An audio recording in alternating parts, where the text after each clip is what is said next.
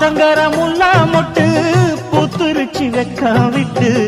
ஆசையில தொட்டு புட்டேன் நெஞ்சுக்குள்ள ஜல்லிக்கட்டு புடிவாரமானே ஒரு கடிவாளம் போட்டேன் மலை நாட்டு தேனே ஒன்ன மடி மேல சாச்சேன்